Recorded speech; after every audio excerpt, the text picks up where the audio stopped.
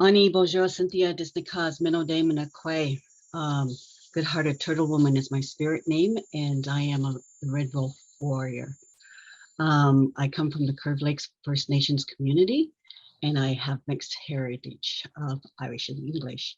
And it's important for me to acknowledge all of me, because in the spirit world, we are all one.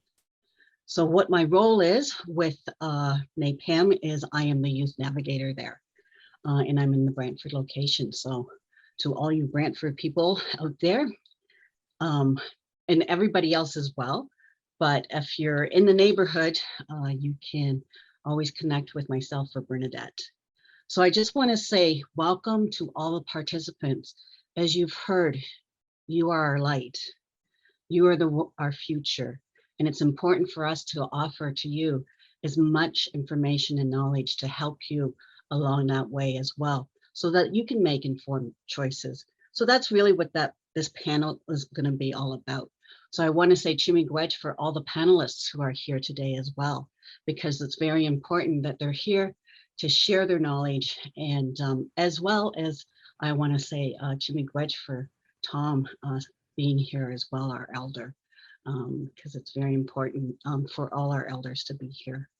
So I'm going to turn around and so who the panelists are from Parks Canada, the Great Wolf Lodge, Brantford Flight Center here, and Kanasa. And did I say that right, Carol? It's Guyana Say. Guyana Say. Thank you. See, it's always good to ask. So what I'm going to do is I'm going to ask each of you to turn around and give an introduction of yourselves, what it is that you do, where you work, and about the company that you work at. And I'm going to ask Luke to go first, if that's okay. Alrighty, that's no problem. Thank you all so much for inviting me here. I'm really happy to be here, and what an amazing event you guys are hosting here. I am the chief flight instructor at the Brantford Flight Center, which means I'm responsible for all flight training that goes on inside our building.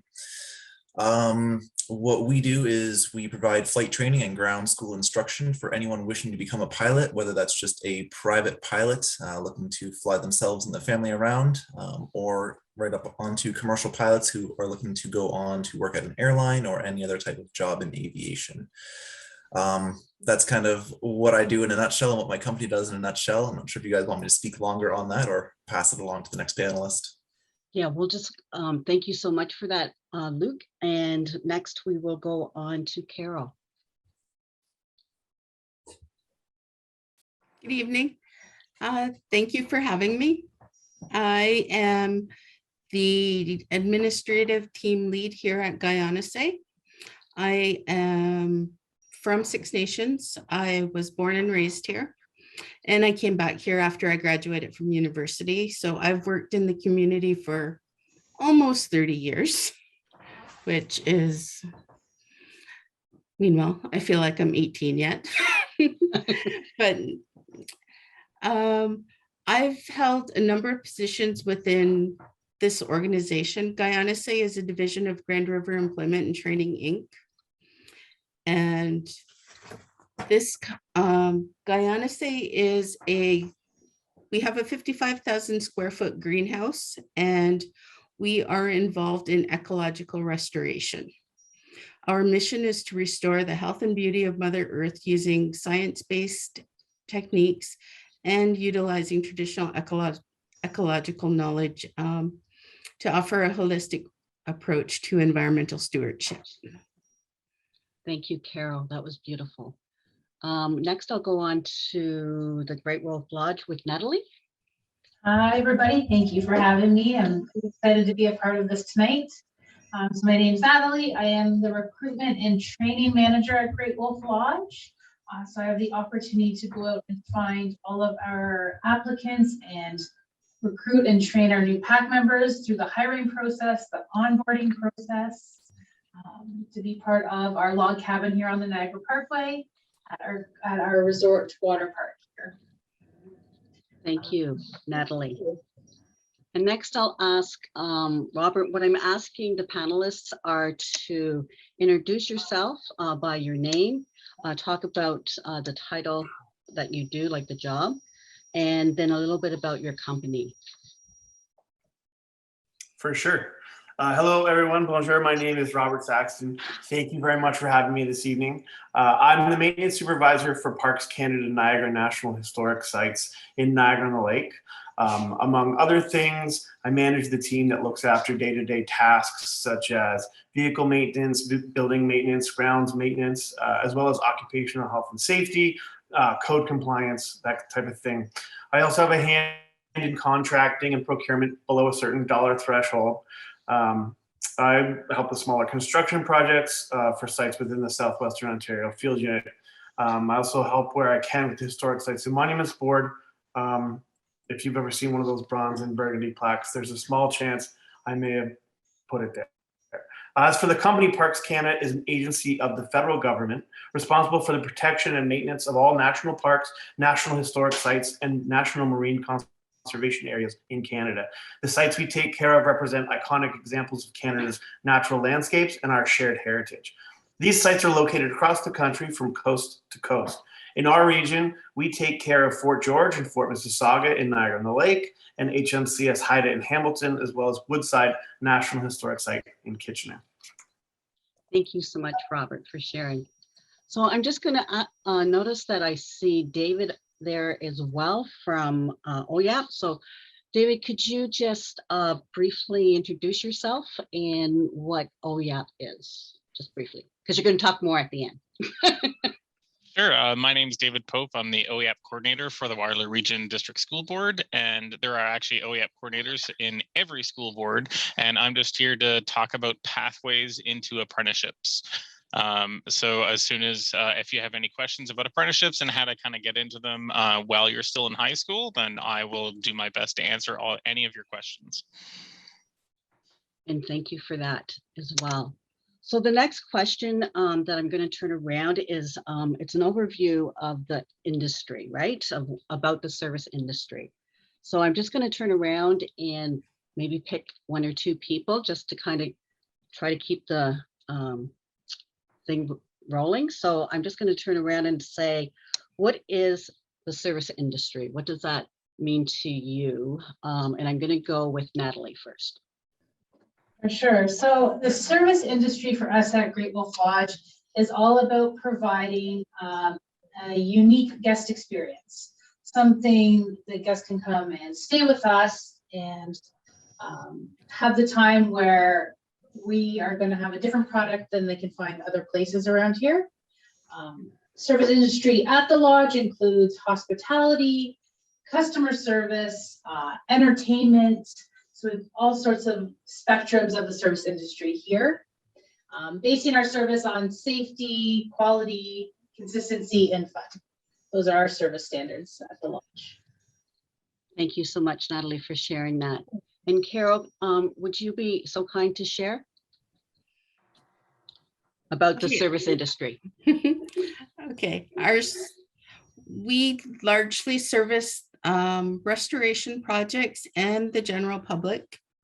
The greenhouse, our greenhouse is open to the public usually from mid-May to just before Thanksgiving we close.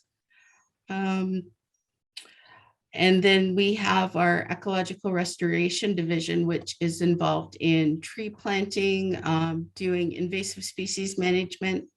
And a lot of that involves being able to conduct ourselves professionally with our customers and our clients. We appreciate getting feedback from them after their projects. We do some public outreach with organizations such as Carolinian Canada and the World Wildlife Fund, just to raise awareness of some of the factors of climate change impacting the earth, and just the need for tree planting activities. What else do we do here? we'd like to get involved in collaborative opportunities with our community. This past season, one of the things we did was we had a pollinator kit project where Carolina in Canada sponsored pollinator kits, and we partnered with various community agencies and organizations in the communities, and we distributed, I believe, 779 pollinator kits for people to plant in their backyards. So those are and we're involved with Forest Ontario, and we planted just over 6,000 trees this year as well. So those are the kind of things that we do. That's wonderful. Thank you. I'm going to turn around and ask Luke. So the same question about the service industry, and what does that include? Okay, so the service industry to us, I mean, the service we provide is ideally quality flight training for anyone who comes in our doors. And we do see quite a variety of people coming in from all around the world to do flight training at our school. We provide them with the skills, knowledge, and experience necessary to get a career in the aviation industry, or just to get a license to take their friends and family up, visit people coast to coast. That is what we specialize. Thank you. And Robert, I'm going to let you answer the same question. I know I said I was only going to do one or two, but I think we've got enough time. We've got time. We've got time. At Parks Canada, we have a wide variety of positions that we believe fall within the scope of the service industry insofar as they relate to interacting with those who visit us and all of our special places. And we're very passionate about ensuring the visitor experience is the best it can be for all of our guests, whether that's taking bookings for our authentics, or if it's preparing meals at some of our cafes and places where we have food. Everyone is always looking to put the guest experience first. For me, we have over 1,000 acres of grounds that we take care of. We like to make sure that visitors coming to the site really get the experience that they're looking for. And so we're out there every day. We have visitor services, individuals who are constantly looking to make sure the site is clean and tidy and neat and ready to be presented as you know, as wonderfully as it can be.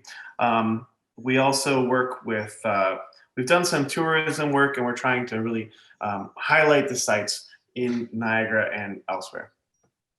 Thank you. Okay, so sounds like everybody has really good initiatives that people could get involved in. So I'm going to want you to answer this question. What types of careers exist within your company? And I'll start with Natalie at Great Wolf. Oh, there we go. There are a lot of career opportunities here at Great Wolf Lodge. We've got, entry level to senior roles, full-time, part-time. So that being said, with all the different aspects of the resort, starting from guest services, so customer service, front desk, retail sales, we have our food and beverage, so the front of house serving side.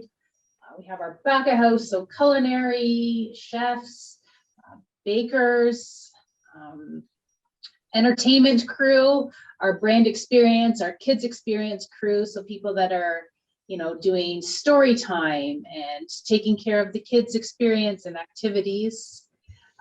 To, I guess the biggest part too, lifeguards.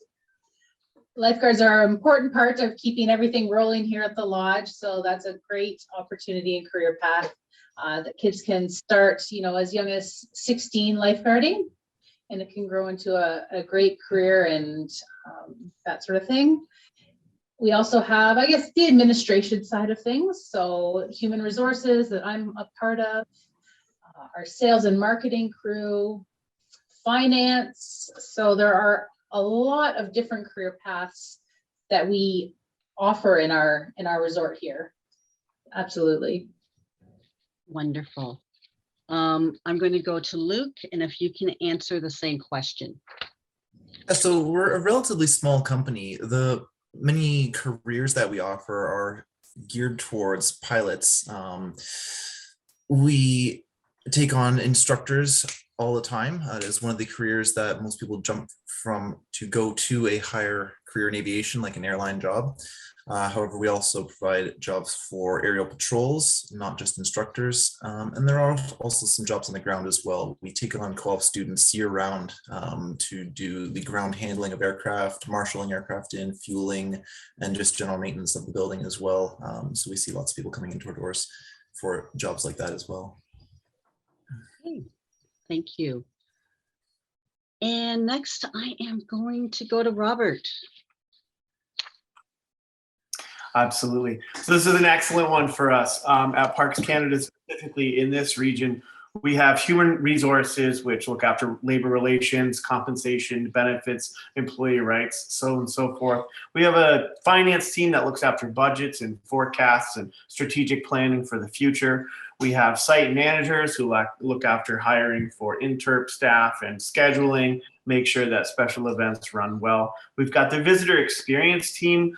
Those are the individuals working on the front lines, meeting with the public, delivering programming to visitors, developing special programs and events, and interpreting our places and artifacts. With the visitor services team that handles things like ticket sales and reception and answering questions, as well as janitorial work. We have the external relations team, which handles public relations, communications, promotions, and our web and social media presence. They also look after strategic partnering. We have cultural resource management. Those are the individuals that look after our artifacts, classification, cataloging and handling, as well as historical research. We've got law enforcement in the form of park wardens who police our sites and help to keep everyone safe. We have resource conservation staff that look after our ecological considerations. They study weather patterns and manage prescribed and controlled burns. They also focus on species at risk management by working to mitigate harm and limit damage to our plants and animals. We have the team that I'm on, the assets team that looks after buildings and grounds maintenance.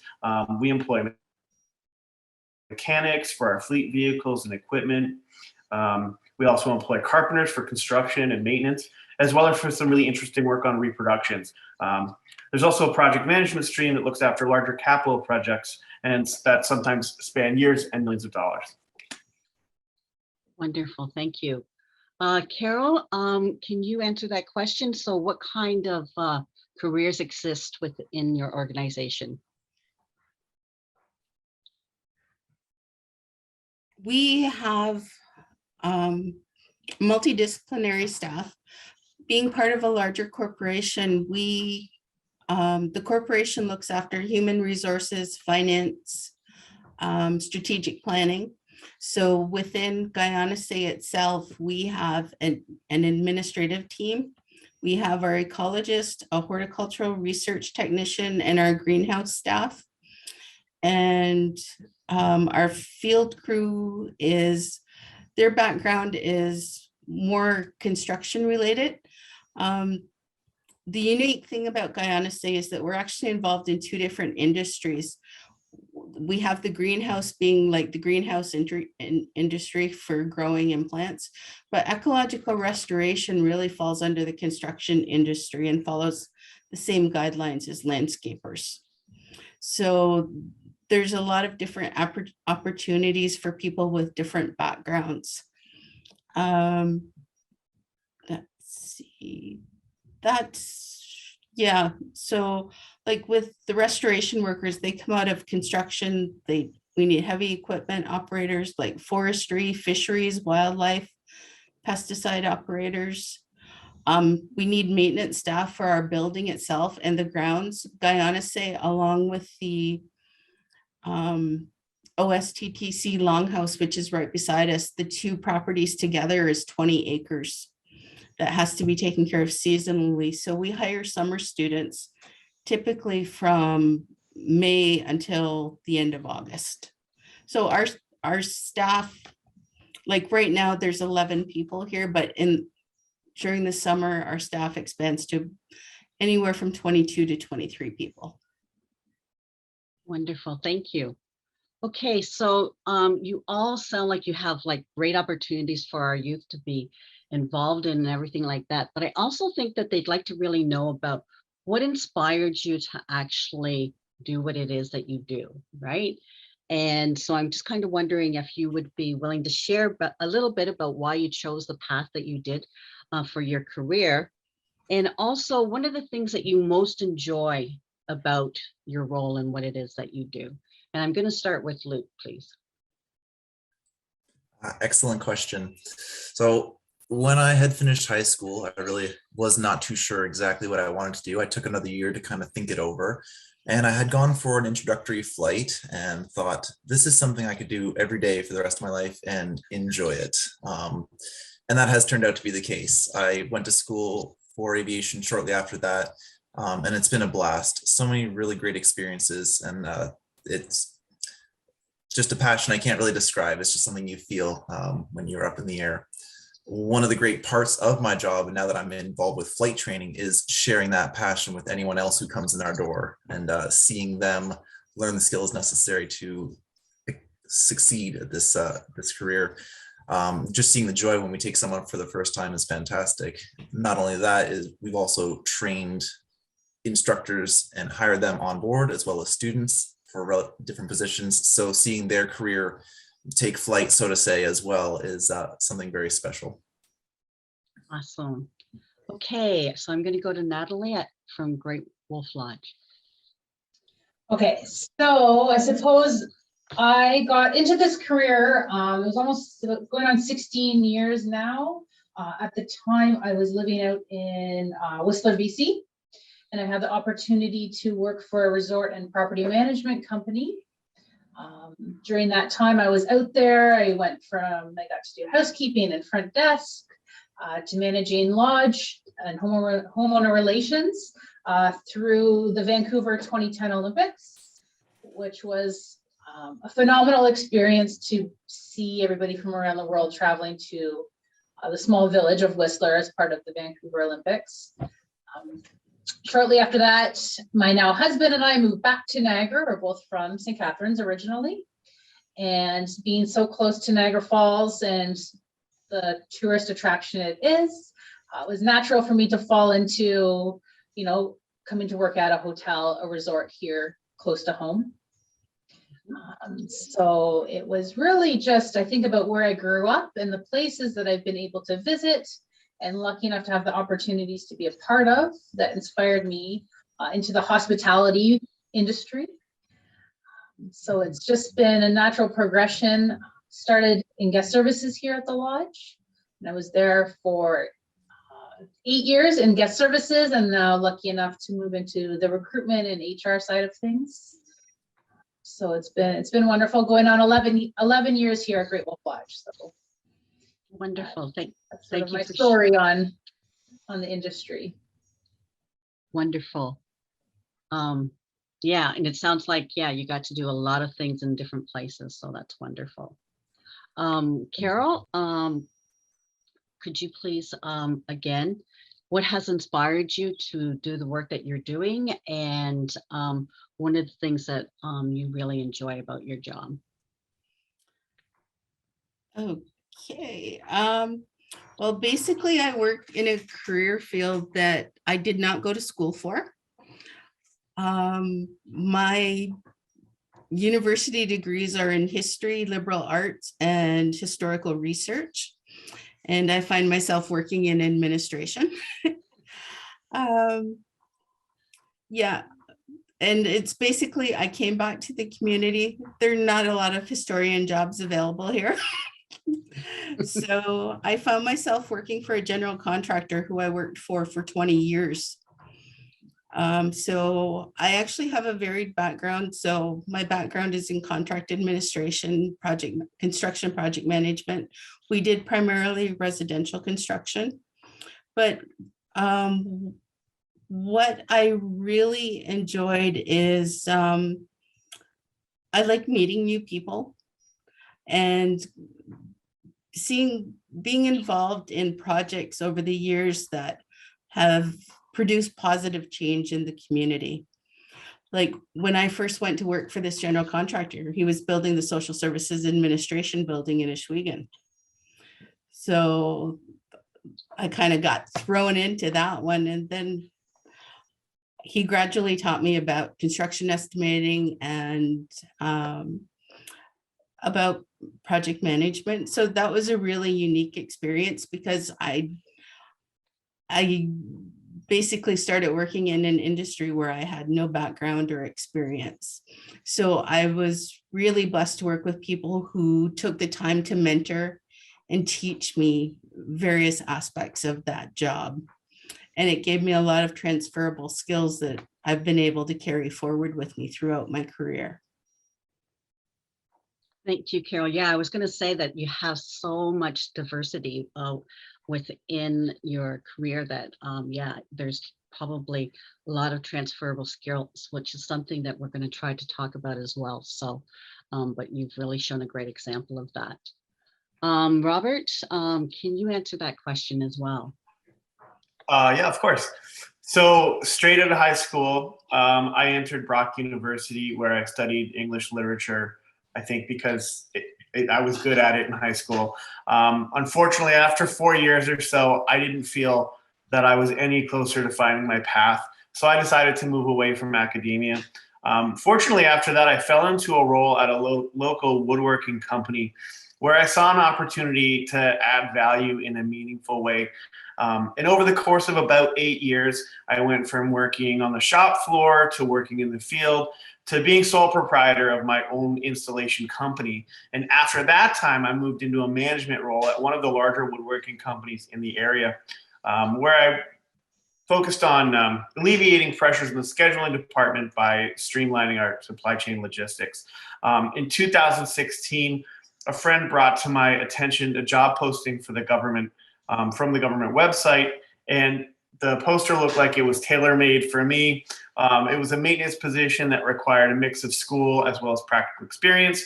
It required strong time management skills, ability to problem solve, capacity to work independently, as well as maintaining relationships with team members around me. It required strong communication skills, and some of the things that I picked up in university that I was unable to apply to that field.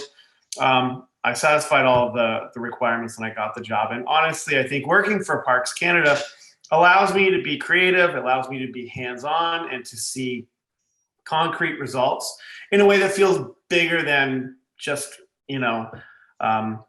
construction, where we're always trying to move on to the next project, I think Parks Canada gives me an opportunity to share things with visitors, and it's been incredibly gratifying. Wonderful. Thank you all for sharing that. I'm going to ask, I'm going to skip one, and I hope that people are going to be okay with that. Not talking about the tools. I really want to talk about the transferable skills, because I think that's a really valuable thing for our youth to be able to hear about. So I'm going to start with Luke. And what do you think some of your transferable skills would be, like communication, teamwork? Do you have any that you'd like to share? Absolutely. A lot of the skills, like I said, are geared towards pilots. However, the skill set that you gain towards a pilot's license are numerous in number. Communication, you're always going to be talking with somebody up in the air, whether it be air traffic control or somebody on the ground. You'll learn to be an amateur meteorologist, learning how to read weather and interpret weather charts, a navigator as well. And along with the hands and feet skills that you would develop in the actual airplane. Heavily focused on math and science, physics as well. Not that you need to be an expert, but you got to get a little bit of skills in each one of these departments, and it builds you into a very solid pilot. Wonderful. And you've got one of your tools right behind you. And next, I'll go on to Natalie, please. For sure. I think our transferable skills are maybe a little bit more broad than learning how to fly a plane. But we sort of base our jobs here on being hospitality professionals, and an overview of our REACT standards, which is RIACT. So respect, integrity, accountability, competence, and teamwork. those are huge aspects, for our PAC members to have here at the lodge. So it's not anything specific, like flying a plane, but a broad overview of that. And underneath that, I think as hospitality professionals, being that we have in our call, our 5 Ps, being positive, being present, poised, prepared, and passionate. I think having passion for what you do is most important. Thank you, Natalie. So I will go to Carol next. So what are some of the transferable skills? Like you talked about lots, but maybe if you could just highlight a few others. 2 of the most important ones you need are to have a positive attitude and that you are willing to learn. Because in every new job, you will learn something new and you have to be open to that experience. And if you're willing to be part of a team, that's all the more benefit. Thank you. And so, Robert, I will ask you the same question. Absolutely.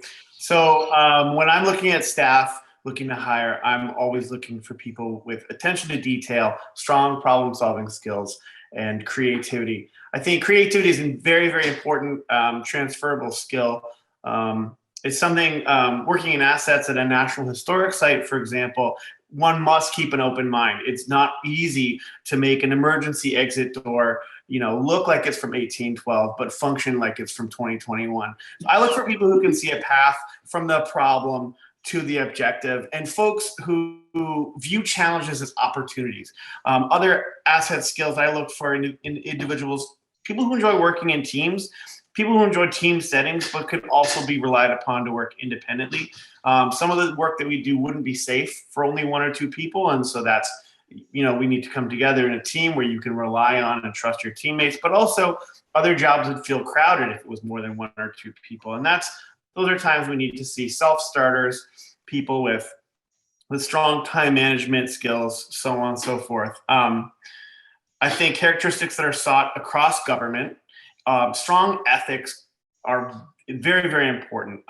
Understanding and doing the right thing, having high integrity, dependability, approachability, reliability, tact, discretion, honesty. These things all build an ideal public servant, I think. Wonderful. Yeah, that's wonderful. And it's very obvious to me that all of you have a passion for what it is that you're doing. You've got great communication skills, like you're sharing about what it is that you do and why you like to do what it is that you do, actually maybe why you have that passion for what it is that you do in your journey to get there. I also think, yeah, you're doing a great, being great team players as well within this panel discussion and giving each other ample time to share. So I just want to say thank you, because we're doing really good for the time. So thank you everyone for keeping it brief. Now I'm going to go and I'm going to invite Dave to start to share a little bit about OYAP and your role there. Sure. So OYAP stands for Ontario Youth Apprenticeship Program, and it is something that's available in every high school in Ontario. So it's not like just certain schools have it or anything. So we promote apprenticeships. And so when most people think about apprenticeships, they might think about electrician, plumber, roofer, automotive service technician, something like that. But there's actually 144 apprenticeable trades in Ontario. So 35 of those are actually in the service sector. So some examples are chef, baker, hairstylist, horticulture technician, arborist, IT hardware technician, child and youth worker. There's a whole bunch of them. So it's there's actually 4 sectors, so service being one of them. But again, most people tend to think about the construction or industrial sector. But again, there's a lot more to it. So I can put in the chat. So there's a link to the OYAP website, so the provincial website, as well as a trades poster which lists the 144 skilled trades, so you can see all the apprenticeable trades in Ontario. So the other thing I'll bring up is a bunch of the panelists here mentioned co-op, and that they take co-op students. And that's one of the big keys in kind of linking that the learning that you're doing in school with actually doing or trying. So in grade 9 and 10, you can take tech courses to gain hands-on experiences. So lots of schools will have maybe a hospitality program, or they might have like a comm tech program where, again, you can learn about graphic design and things of that nature, which would help you in some of these different industries. Even construction, for example, is learning how to work with different materials is great to gain hands-on experience. Some schools even have a hairstylist program. So it really depends on which school you happen to be in. And then in grade 11 and 12, you can take co-op. So co-op is kind of the best course you can take in trying a career before you buy a career. So in high school, you can take co-op in grade 11 or 12. And when you work with your co-op teacher, you express an interest as to what career you think you want to try. And your co-op teacher will find a local community partner that's willing to take a co-op student, just like the fine folks here. And they bring you to their company, they work with you, and you actually get to try a career and see if you like it. Sometimes there's careers that you think sound amazing and it's awesome and you totally want to do it, and then you try it and you think it's probably the worst thing ever and you never ever want to do it again. Or you find it's your real passion, but it's nice to be able to at least try it. And the other nice thing with co-op is if it turns out not to be your passion, you can try a different career. You can switch from one to another and try a different one. So signing up for co-op is just signing up for any other course, is you just do your course selection and you can choose co-op. So where OEAP comes into it is if you're in co-op and the career you choose happens to be one of the 144 apprenticeable trades, then you get an OEAP form, which makes you a participant in the program. So there are some trades in Ontario that are restricted trades, and these trades, a restricted trade means that you can't do it unless you're in an apprenticeship, or again, you have completed your apprenticeship and you're a journey person. So OEAP is the only exception to that. So if you wanted to be, for example, a cook is a restricted trade. So you can't be a cook unless you've actually done your apprenticeship for it. So that is one of those, again, you can be an OEAP student and actually work as a cook, try it out as a co-op student, and OEAP allows you to do that. There's other pathway programs that also will assist you along this path. So OEAP is one of them. There are dual credits where all high schools partner with their local colleges, and you can actually take some courses, specialty courses at your local college, and you're earning high school credits at the same time as college credits. And then a lot of schools also have specialist high skilled major programs, or SHSMs, and they're sector specific programs where you can focus on a specific sector and you actually get a red seal on your diploma when you graduate. And there's a whole bunch of extra accreditations you can take during your grade 11 and 12 school year to get that red seal on your diploma that shows you've specialized. That It's a sounds lot. Wonderful. It is a lot. Yes. Yeah. And I do remember the first time that I heard that there was over 100 skilled trades and apprenticeships. And I was like, what? Yeah. But yeah, there really are. So, and definitely in some of the different areas that you really don't think about, right? Like the hairdressing, like I didn't think of that as an apprenticeship trade. So I wouldn't go for that one, just so you know. So what I want to do now, we have time to have a few questions from the youth. I have some wonderful people behind me that are actually, there's Jillian, who's keeping track of those questions. So do we have time? We do. We have a couple different questions. We have a few minutes to answer the couple questions that we do have in. This first question is from Johnny Bona, and it's for Great Wolf Lodge. What is the youngest you will hire at Great Wolf Lodge? Also, what is the youngest you'll hire for kitchen work? That's a good question. So to work in Ontario, you have to be 14 years of age. So overall for entry, it's 14. Some positions require a different age. So to lifeguard in Ontario, you have to be 16. To serve alcohol, you have to be 18. So those are a couple limitations. But for the kitchen, I mean, we've got students that are in there that are aqua chefs. So those are our dishwashers. So it's a great entry into culinary to get your foot in the door, seeing how a kitchen works. So from there, you know, it's not really an age thing, more about experience and getting in to the back of house side of things. Wonderful, wonderful. Thank you so much for that. Good question. We also have another question from Johnny Bona, and this one is Luke. This one's for Luke. What is the youngest age for a pilot license? Okay, Great question. so the youngest you have to be to hold an actual pilot's license is 17 years old. However, you can start training as young as 14. Training does tend to take a little while. And you can also have what's called a recreational permit, which you can be 16 years old to have. The thing is, you would have to upgrade later eventually to a pilot's license if you wanted to add additional ratings, such as flying at night or flying in clouds or getting a commercial license. Wow, great. You know, what's really intriguing to my mind is it's a great message for our youth to know, you know, their mindset is, well, how old do you have to be, right? And the answers that we're getting is not so much your age, but where's your passion? You know, where does your passion and your interest gravitate towards? And that's a great answer for our youth. Luke, we have one more question for you. What would you say to someone who's interested in being a pilot, but feels they might not be smart enough to do all the training? What would be your response for that youth? That's a really good question as well. A pilot's license can seem really intimidating, and it is a lot of work in the long run. You do have to have that passion, that drive to follow up with it.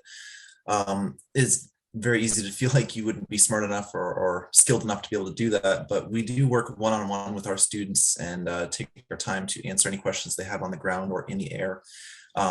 My advice to anyone starting out with the pilot's license would be to study hard, of course, but also to ask lots and lots of questions when you don't understand something, because we don't mind taking that extra time to maybe explain it in a different way that makes a little bit more sense to you. Great. We have actually a lot of interest in the pilot license. We have one more question, and this will be the last question of tonight. Luke, roughly how many hours are put in to get a pilot license? Also a very good question. So that one tends to change a little bit from student to student. Found that some people learn in different ways. The minimum amount of hours that are required to have a pilot's license is 45 hours of a mix of dual flight time and also solo flight time. We've seen people do it in that a minimum amount of time when they are very driven and passionate and study hard. We've also seen people take a little bit longer if they need to practice a few extra skills that haven't quite developed yet. Thank you. So I just want to turn around and take this moment to say Jimmy Gwedge to all of you, and that's big thank you, panelists, for being here and sharing your passion and the work that you do. It's just amazing to hear everything that you're doing, and I think that our youth have a lot of good knowledge to be able to, you know, start considering. And it's always nice to have these things to start considering about where it is that I want to go. And I liked the fact that it was like so many different varieties of opportunities for them to learn about. So I just want to say Jimmy Gwedge again for all of you being here and sharing. But I also want to say Jimmy Gwedge to the youth for your patience and being able to be part of this journey. I know that we all want to do get into the moccasins and stuff like that. So you've done great, and that shows a really good integrity to have that patience. So Jimmy Gwedge for that. And I guess Larissa or Jillian's going to do something now. Thank you, Cynthia. All right, great. Wow, what a wonderful first panel. We really kicked it off with the knowledge that was shared. I mean, there was so much for our youth to take in, and I'm sure that throughout the next couple days, I really encourage the youth, if you have a question after this panel, please write it down or keep a mind note, because we really want to be able to answer your questions. I know some of the youth take a little bit more time to process everything, but by all means, thank you so much, Chimigwech, Nyawagoa, to all of our first service industry panelists that we have today.